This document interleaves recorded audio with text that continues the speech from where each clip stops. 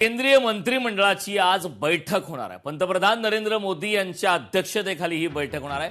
सकाळी 11 वाजता ही बैठक होणार आहे। केंद्रीय मंत्रिमंडळाची आज बैठक होणार आहे। या बैठकीदरम्यान नेमक्या काय घडामोडी घडतात हे पाहणं अत्यंत महत्त्वाचं आहे। पंतप्रधान नरेंद्र मोदी यांच्या अध्यक्षतेखाली ही बैठक होणार आहे। सकाळी 11 वाजता ही बैठक होणार आहे।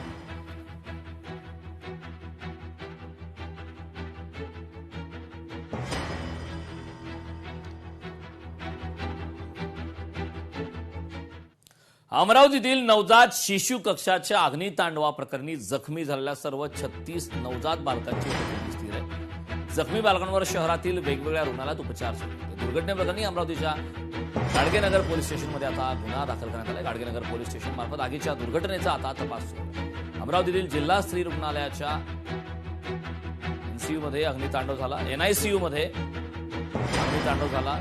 त्या प्रकरणी जखमी झालेल्या सर्व 36 नवजात बालकांची प्रकृती स्थिर आहे। सर्व बालके अमरावती शहरातील वेगवेगळ्या रुग्णालयात उपचार घेतात। आगीच्या दुर्घटनेनंतर अमरावतीच्या गाडगेनगर पोलीस स्टेशनमध्ये गुन्हा दाखल करण्यात आला आहे। गाडगेनगर पोलीस स्टेशन मार्फत आगीच्या दुर्घटनेचा आता तपास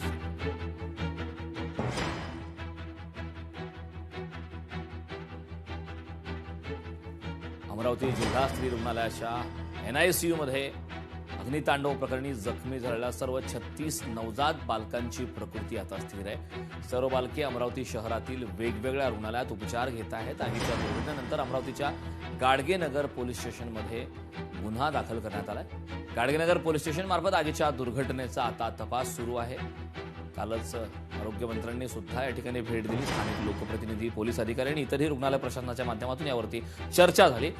या संदर्भात उच्चस्तरीय चौकशी नेमावी असे निर्देश राज्याचे मुख्यमंत्री देवेंद्र फडणवीस यांनी दिले आणि त्याच संदर्भात आता चौकशी अंती नेमकं हाती काय लागतं, आग नेमकी कशामुळे लागली, उपकरणांची त्रुटी होती की अन्य काही गोष्टी यावरचा खुलासा लवकर स्पष्ट होऊ शकतो।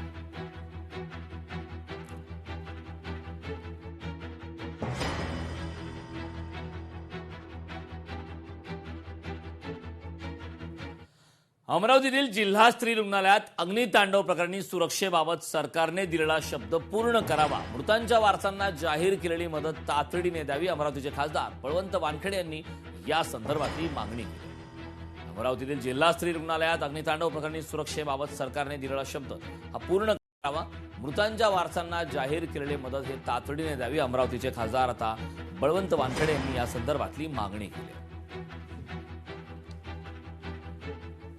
मुलं सुरक्षित आहेत, ते मुलं सुरक्षित खासगी रुग्णालयात वेगवेगळ्या भरती आहेत आणि या निमित्तानं त्यांच्याही सुरक्षिततेचा प्रश्न आहे। सरकारनं तो पूर्ण करावा, त्याच्यावर पूर्ण लक्ष द्यावं।